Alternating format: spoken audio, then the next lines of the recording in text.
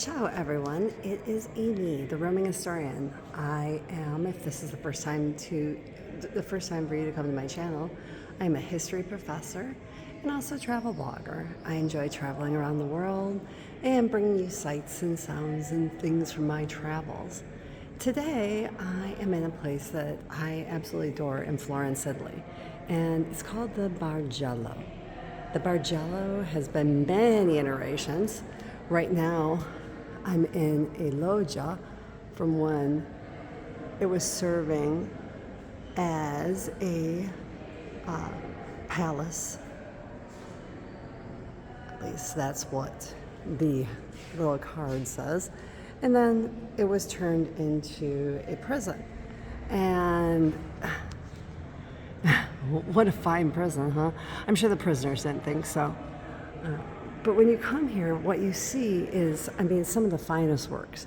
Everyone thinks about the Uffizi. It's the first thing that they go to. They get excited, and it's because it's very well known.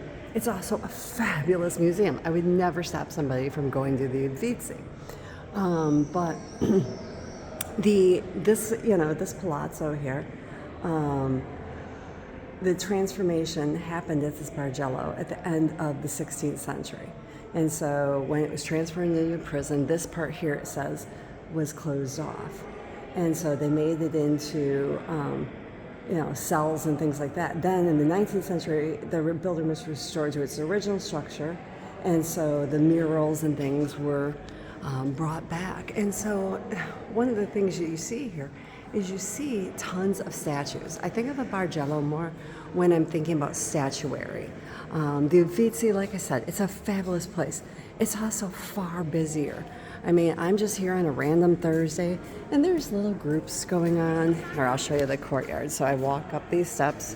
There are elevators if you're looking for it's handicapped accessible. And then we can see the way it used to be as the prison and also as the palazzo. So you can see where people were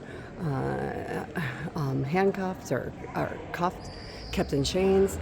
You can see then the murals and all the things that, I can't remember if I showed you that, the murals here. And look at the ceiling. I want to show you that ceiling too. And so here you see a lot of statues. There's also, for instance, a lot of Della Robbia ceramics, and it's kind of famous for some of the statues in this room, like Donatello's lion here, the Marzocco. And so this is a pretty famous one. You'll also see some Michelangelo works downstairs, a lot of Giambologna, Cellini.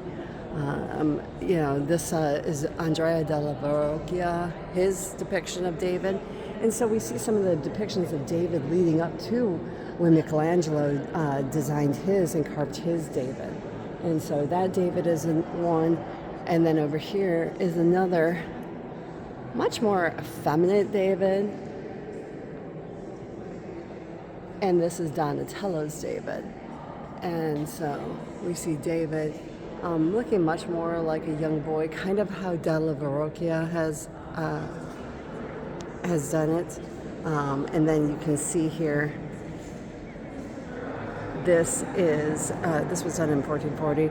So we see the head of Goliath there. You can see right here that he's standing on it.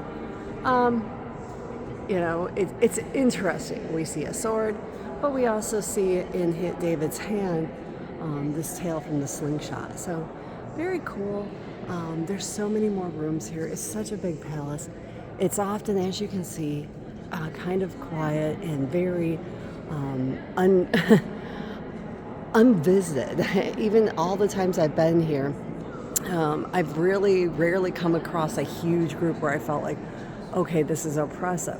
Whereas at the Uffizi, I often feel like I'm doing the museum shuffle where there's a lot of people around. So if you're in Florence for a few days or even one day and you want to see a bunch of wonderful works of art, a gorgeous palace, I suggest the Bargello, folks. Happy travels.